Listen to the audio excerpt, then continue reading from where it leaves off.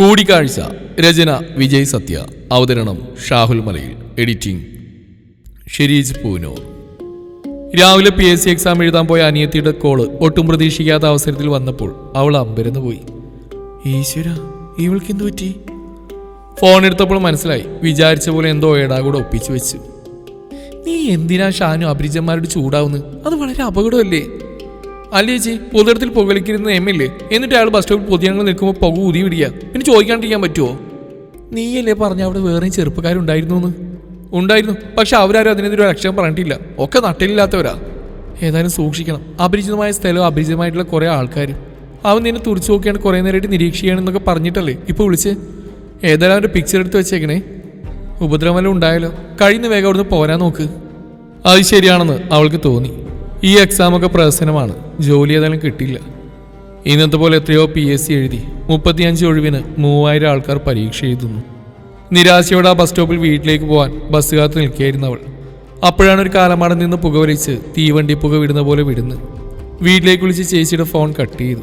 എന്നിട്ട് video camera on ചെയ്ത് സംസാരിക്കുന്ന പോലെ ചെവിക്ക് പിടിച്ച് അവനുള്ള ഭാഗമൊക്കെ പകർത്തിക്കൊണ്ടിരുന്നു. ടൗണിൽ നിന്ന് ഒത്തിരി ദൂരമുണ്ട് ആ എക്സാം സെന്ററിലേക്ക്. ഇനി നേരെ ടൗണിലേക്കും അവിടുന്ന് നാട്ടിലേക്കുള്ള ബസ്സിലും സഞ്ചരിക്കാനുണ്ട്. തികച്ച അപരിചിതമായ സ്ഥലമാണെങ്കിലും ഇപ്പോൾ ഒത്തിരി ആൾക്കാർ അവിടെ ബസ് കാത്ത് നിൽപ്പുണ്ട്. പക്ഷെ ആർക്കും ആരെയും പരിചയമില്ല. ആ സമയത്താണ് അടുത്തുനിന്നൊരു ചെറുപ്പക്കാരൻ പുകവലിച്ച് പുക തന്നെ നേരെ ഊതിവിടുന്നത് കണ്ടത്. 1-2 പ്രാവശ്യം മുഖത്തിന് നേരെ വന്നു. അവൾ ചുമച്ചു. വീണ്ടും വന്നപ്പോൾ സൈസില്ല. കയറി എന്തൊക്കെയോ പറഞ്ഞു. അപ്പോൾ തൊട്ട് സിഗരറ്റ് ഒന്നുകൂടി ആഞ്ഞു വലിച്ച് കുറ്റി താഴെയിട്ട് ചവിട്ടി അരച്ച ശേഷം ദേഷ്യത്തോടെ തന്നെ ക്രൂരമായി നോയിക്കൊണ്ടിരിക്കുകയാണ് ആ മീശക്കാരൻ ചെറുപ്പക്കാരൻ. അപ്പോഴാണ് അവളുടെ ധൈര്യത്തിന് ചേച്ചി വിളിച്ച് കാര്യങ്ങളൊക്കെ പറഞ്ഞ് സംസാരിച്ചത്. ചേച്ചി പറഞ്ഞനുസരിച്ച് വീഡിയോ പിടിച്ചു. കുറച്ച് കഴിഞ്ഞപ്പോൾ ഒരു ബസ് വന്നു. തനിക്ക് പോകേണ്ടതിന് നേരെ ഓപ്പോസിറ്റ് ഭാഗത്തേക്ക്. ഏകദേശം അവിടെ ഉണ്ടായിരുന്നവരൊക്കെ ആ ബസ്സിൽ കയറാനായി അങ്ങോട്ട് പോയി. ആ യുവാവ് അവളും തനിച്ചായി. അപരിചിതനായ അയാൾ എളിയിൽ നിന്നും കത്തിയെടുത്തു. അതവൾ കണ്ടില്ല. അവളെ കുത്തിമലർത്തി ബസ് സ്റ്റോപ്പിന്റെ മൂലയിലേക്ക് മറിച്ചിട്ടു. അയ്യോ അമ്മേ, എന്നെ കുത്തി ഓടി വരണേ, രക്ഷിക്കണേ! എന്തടി കിടന്ന് കാർന്ന്? അവളുടെ കൂടെ ബെഡിൽ ഉറങ്ങിയായിരുന്ന ചേച്ചി ഞെട്ടിയുണ്ടെന്നോട് ചോദിച്ചു.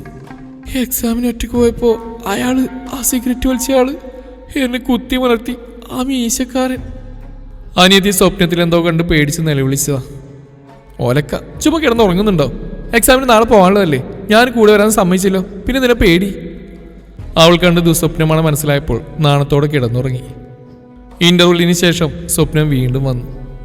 എന്നിട്ട് അയാൾ കത്തിയിലെ ചോര തറയിലുണ്ടായിരുന്ന കടലാസ് കഷ്ണം കൊണ്ട് തുടച്ച് ആ കത്തി വീണ്ടും എളിയിൽ തിരികെ. 4 പുറവും കണ്ണോടിച്ച ശേഷം അയാൾ അതിവേഗം എങ്ങോട്ടോ ഊളിയിട്ട് മറഞ്ഞു. എക്സാമിന് വന്ന പെൺകുട്ടി അജ്ഞാതന്റെ കുത്തിയേറ്റ് മരിച്ച വിവരം നാടാകെ പരന്നു.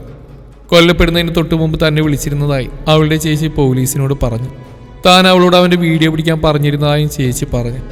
പോലീസ് അവളുടെ ഫോൺ പരിശോധിച്ചപ്പോൾ ആ വീഡിയോ ക്ലിപ്പ് കണ്ടെത്തി. അതിലുള്ള യുവാവിനെ തിരിച്ചറിഞ്ഞ് പിടികൂടി. കൊലക്കുറ്റത്തിനുള്ള ശിക്ഷ വാങ്ങിച്ചു കൊടുക്കാനും സാധിച്ചു. അനിയത്തി ആക്രമണത്തിനും അനീതിക്കുമെതിരെ പ്രതികരിക്കുമെങ്കിലും ചേച്ചിയുടെ അത്ര ബോധേടായിരുന്നില്ല. ചേച്ചി പറഞ്ഞനുസരിച്ച് അക്രമിയുടെ വീഡിയോ പിടിച്ചുകൊണ്ട് അവനെ എളുപ്പത്തിൽ പിടികൂടാനായി. ഷാനു രാവിലെ കുറേ നേരത്തെ തന്നെ എഴുന്നേറ്റു. എന്തൊരു വളിപ്പ സ്വപ്നമായിരുന്നു കണ്ടത്. ചേച്ചി എന്തിനായിരിക്കും എക്സാം സെൻറ്റർ കരകാട് ഹയർ സെക്കൻഡറി സ്കൂളാണെന്ന് കേട്ടപ്പോൾ ഞാനവിടെ വരുന്നില്ലെന്ന് പറഞ്ഞ്. 4 വർഷം മുമ്പാണ് തൻ്റെ ചേട്ടൻ സെബാസ്റ്റ്യൻ എന്ന സെബാൻ നാൻസി ചേച്ചിയെ കല്യാണം കഴിച്ച് കൊണ്ടുവന്ന്. ചേച്ചിയുടെ 2ാം കെട്ടായിരുന്നു. ആദ്യ ഭർത്താവ് മദ്യപാനിയും കുഴിമടിയനും സർവോപരി കഞ്ചാവടിക്കാരനാണെന്ന് അറിഞ്ഞാൽ പിന്നെയാണ് ആ ബന്ധം വേർപ്പെടുത്തിയെന്ന് ചേച്ചി പറഞ്ഞു. ഒരുപക്ഷെ കരക്കാടായിരിക്കും അയാളുടെ സ്ഥലം. അത് ചോദിച്ചില്ല. ഇതുവരെ ഒറ്റയ്ക്ക് പോയിട്ടില്ല PSC എക്സാമിന്. 2-3 പ്രാവശ്യം സെബാൻ ചേട്ടൻ പറഞ്ഞതനുസരിച്ച് പലയിടങ്ങളിലും ചേച്ചി തന്നെ കൂടെ വന്നിരുന്നു. ചേട്ടന് സർക്കാർ ഓഫീസിലാണ് ജോലി. ചേട്ടനൊരു ഔദ്യോഗിക ആവശ്യത്തിന് വേണ്ടി തിരുവനന്തപുരം വരെ പോയിരിക്കുകയാണ് ഇന്നലെ. 2 ദിവസം കഴിയും വരാൻ. ചേച്ചിക്ക് എന്താണ് അവിടെ വരാൻ മടിയെന്ന് ചോദിച്ചപ്പോൾ ആദ്യമൊന്നും പറഞ്ഞില്ല. തന്നെ ഒറ്റയ്ക്ക് പോയി വരാൻ നിർബന്ധിച്ചു. ചേച്ചി കൂട്ടിയെടുക്കാൻ രാത്രി പോയ നേരം നാളത്തെ എക്സാമിന് ഞാൻ പോകുന്നില്ലെന്ന് കട്ടായം പറഞ്ഞപ്പോൾ ഞാൻ വരാം എന്ന് ചേച്ചി സമ്മതിച്ച്. അതിനുശേഷം താൻ സുഖമായി ചേച്ചിയുടെ കൂടെ കിടക്കുകയായിരുന്നു. അതിനിടയിലാണ് ഈ ദുസ്വപ്നം. എൻ്റെ അമ്മോ, കഷ്ടം. തന്നെ ആ പായം കുത്തിക്കൊല്ലും സ്വപ്നത്തിൽ പോലും വിചാരിച്ചില്ല. എക്സാം പ്രിപ്പറേഷൻ്റെ ഭാഗമായി PSC എക്സാമിനോട് അവസാനവട്ടം ഒന്നുകൂടി അവൾ വായിച്ച് മനസ്സിലാക്കി. ചേച്ചിയും ഉണർന്ന് പ്രാതലുണ്ടാക്കി. കുളിച്ച് ഫ്രഷായി അതൊക്കെ കഴിച്ച് നേരെ എക്സാമിന് 2 പേരും പുറപ്പെട്ടു. 2 ബസ് മാറി കയറി അവിടെ എത്തി. ആ ബസ് സ്റ്റോപ്പിൽ തൊട്ടുപുറകിലാണ് എക്സാം സെൻ്ററായ സ്കൂള്. അതുകൊണ്ട് ബസ് സ്റ്റോപ്പിൽ നിന്നുകൊണ്ട് ചേച്ചി പറഞ്ഞു, 1 മണിക്കൂറിൻ്റെ കാര്യമേ ഉള്ളൂ, നീ പോയി എഴുതിയിട്ട് വാ, ഞാനിവിടെ ഇരിക്കാം. അയ്യോ ഇവിടെ നിൽക്കണ്ട, എൻ്റെ കൂടെ വരൂ. അവിടെ ഗ്രൗണ്ടിൻ്റെ അരികിലുള്ള കാണുന്ന മരത്താണിലിരിക്കാം. ഏയ് അതൊന്നും വേണ്ട, നീ പോയിട്ട് വാ. ഇന്നലത്തെ ആ സ്വപ്നത്തിൽ മരിച്ചു വീണ സ്ഥലത്താണ് ചേച്ചി ഇരിക്കാൻ പോകുന്നു. ആ സിഗരറ്റ് വലിയ മീശക്കാരൻ വന്നാൽ അങ്ങനെ ഒരാൾ ഉണ്ടാവുമോ? മനസ്സില്ലാ മനസ്സോടെ ചേച്ചി അവിടെ ആക്കി സ്കൂളിലേക്ക് അവൾ നടക്കാൻ തുടങ്ങുമ്പോൾ അതാ വരുന്നു താൻ സ്വപ്നത്തിൽ കണ്ട ആ മീശക്കാരൻ ചെറുപ്പക്കാരൻ. അയാളുടെ കയ്യിലെ വിരലുകൾക്കിടയിൽ പുകച്ചുരുളുയരുന്ന കൊളുത്തിയ സിഗരറ്റും. അയാൾ ചേച്ചി നിൽക്കുന്ന ബസ് വെയിറ്റിംഗ് ഷെഡിലേക്ക് തന്നെയാണ് പോകുന്നത്. ഷാനു പെട്ടെന്ന് മുന്നോട്ടുള്ള യാത്ര നിർത്തി തിരിഞ്ഞടന്നു. ഈശോയെ, ഇയാളിപ്പോൾ ഉള്ള ആള് തന്നെയാണ് ഇന്നലെ സ്വപ്നത്തിൽ വന്ന്. ചേച്ചിക്ക് എന്തെങ്കിലും ആപത്ത്? നാൻസി നോക്കുമ്പോൾ ഷാനു ഓടിക്കതച്ച് തിരിച്ചു വരുന്നതാണ് കണ്ടത്. അവൾക്ക് മുമ്പിലായി സിഗരറ്റ് ചുണ്ടിൽ വെച്ച് പുകച്ച് അയാൾ ക്രിസ്റ്റഫർ, തൻ്റെ മുൻ ഭർത്താവ്. 4 വർഷത്തിലധികമായി കണ്ടിട്ട്. അയാളെ പെട്ടെന്ന് കണ്ടപ്പോൾ അവൾക്കും വല്ലാത്തൊരു വിറയൽ അനുഭവപ്പെട്ടു. ശരീരത്തിനാകെ എന്തോ ഒരു വല്ലായിക. ഇവിടെ വന്നാൽ അയാളെ കണ്ടാൽ ചിലപ്പോൾ അഭിമുഖീകരിക്കേണ്ടി വരുമെന്ന് അറിയാവുന്നതുകൊണ്ടായിരുന്നു ഷാനുവിനോട് ഈ നാട്ടിലേക്ക് വരുന്നില്ലെന്ന് പറഞ്ഞ്. ആരെ കാണരുതെന്ന് ആഗ്രഹിച്ചുവോ അയാളെ തന്നെ ആദ്യം കണ്ടു. അന്ന് കോടതി വരാന്തയിൽ വെച്ച് അവസാനമായി കണ്ട് പിരിഞ്ഞത് കത്തിച്ചൊരിക്കുന്നൊരു നോട്ടം വന്ന ആ കണ്ണുകളിൽ കണ്ടിരുന്നു. പക്ഷേ ഇന്നതില്ല. ശാന്തം. താടിയൊക്കെ അല്പം വളർന്നിട്ടുണ്ട്. ജീൻസും ജാക്കറ്റും ഇടുന്ന ആ പഴയ സ്വഭാവം ഇപ്പോഴുമുണ്ട്. പക്ഷേ ശരീരത്തിലെ നരയൊക്കെ വസ്ത്രത്തിനും ബാധിച്ചിട്ടുണ്ടോ എന്നൊരു സംശയം. അയാളും ബസ് സ്റ്റോപ്പിൽ നിൽക്കുന്ന നാൻസിയെ കണ്ടു. വർഷങ്ങൾക്ക് മുമ്പ് തന്നിൽ നിന്ന് മോചനം വാങ്ങി ഉപേക്ഷിച്ചു പോയ തൻ്റെ ഭാര്യ. നാൻസിയെ കണ്ടപ്പോൾ അയാളുടെ മുഖം വിവരണമായി. മുന്നോട്ടുള്ള നടത്തത്തിന് വേഗത കുറഞ്ഞു. പതർച്ചയോടെ അയാളോട് അടുത്തേക്ക് നടന്നെടുത്തു. അടുത്തെത്തിയപ്പോൾ അയാൾ അവളുടെ പേര് വിളിച്ചുകൊണ്ട് ചോദിച്ചു, നാൻസി എന്താ ഇവിടെ? അവൾ വിറക്കുന്ന വിരലുകളോട് സ്കൂൾ ചൂണ്ടി എക്സാം എന്ന് പറയാൻ ശ്രമിച്ചു. ശബ്ദം പുറത്തു വന്നില്ല. എക്സാം ഉണ്ടോ? എൻ്റെ നാത്തൂനിയുടെ PSC എക്സാമാ, അവളുടെ കൂടെ വന്നാ. അത് പറഞ്ഞ് പൂർത്തീകരിക്കുമ്പോഴേക്കും ഷാന് കുതിച്ചെത്തി ചേച്ചിയുടെ കൈ പിടിച്ച് വലിച്ചുകൊണ്ട്, വരൂ നമുക്ക് സ്കൂളിലിരിക്കാം എന്ന് പറഞ്ഞ് പിടിച്ചു വലിച്ച് നടത്തിച്ചു. ഉള്ളിലെവിടെ അയാളുടെ മുന്നിൽ നിന്ന് രക്ഷപ്പെടണമെന്ന ആഗ്രഹം അവൾക്കുമുണ്ട്. ആളിന് സ്വഭാവദോഷം വേണ്ടാതിനും ഉണ്ടായിരുന്നെങ്കിലും 100% ഒഴിവാക്കണമെന്ന ആഗ്രഹമായി വിവാഹമോചനം ആവശ്യപ്പെട്ട് കേസ് കൊടുത്ത താനാണ്. ആ കുറ്റബോധം അവൾക്കുണ്ട്. യാന്ത്രികമെന്നോണം നാൻസി അവളുടെ പിന്നാലെ നടന്നു. അയാൾ അവൾ ഇടയ്ക്കിടെ തിരിഞ്ഞു നോക്കി. അയാൾ നിർനിമേഷനായി നാൻസിയെ തന്നെ നോക്കി നിൽക്കുകയാണ്. കണ്ടു ചേച്ചി, അയാൾ തുറച്ചു നോക്കാൻ തുടങ്ങി. ഇനി ഏത് നിമിഷവും കൊല നടക്കും, അപകടം ഉണ്ടാവും, വേഗം നടക്ക്. ഷാനു ധൃതിയിൽ ചേച്ചിയെയും പിടിച്ച് സ്കൂൾ ഗ്രൗണ്ടിലേക്ക് പ്രവേശിച്ചു. നീ എന്തൊക്കെയാ ഈ പറയുന്നത്? എന്തു കൊല? ആരെ കൊല്ലും? ഒരുപാട് പേർ പരീക്ഷ എഴുതാമെന്നവിടെ കൂടെ വന്ന ബന്ധുക്കളെ അവിടെ ഉണ്ടായിരുന്നു. അവരുടെ കൂട്ടത്തിൽ കൂടി നാൻസി. 1.25 മണിക്കൂറോളം ഷാനു പരീക്ഷ ഹാളിൽ ചെലവഴിച്ച് പുറത്തു വന്നപ്പോൾ പുറത്ത് നിൽക്കുന്ന നേരത്തെ ആലോചിച്ച ആവലാതി ഉണ്ടായിരുന്നെങ്കിലും എല്ലാ ചോദ്യങ്ങളും വളരെ ഈസിയായി തോന്നിയുകൊണ്ട് സന്തോഷമുണ്ടായിരുന്നു ഉള്ളിൽ. എങ്ങനെയുണ്ടായിരുന്നു എക്സാം? അവളുടെ മുഖത്തെ ചിരി കണ്ട ചേച്ചി ചോദിച്ചു. കുഴപ്പമില്ല, എല്ലാത്തിനും ആൻസർ ചെയ്ത് വെക്കാൻ പറ്റിയിട്ടുണ്ട്. വരൂ പോവാം. രണ്ടുപേരും സ്കൂളിൽ നിന്ന് കടന്നു. പുറത്തെത്തിയപ്പോഴതാ ആ ബസ് സ്റ്റോപ്പിൽ തന്നെ അയാൾ നിൽക്കുന്നു. അയാളുടെ കൂടെ ഒരു സ്ത്രീയും കുഞ്ഞുമുണ്ട്. അയാളെക്കുറിച്ചുള്ള ചിന്തയും കാര്യങ്ങളൊക്കെ ഷാനുവിൻ്റെ മനസ്സിൽ നിന്നും വിട്ടകുന്നതായിരുന്നു. അയാളെ കണ്ടപ്പോൾ വീണ്ടും അതൊക്കെ തലപൊക്കി. ചേച്ചി, അത് അയാളവിടെ?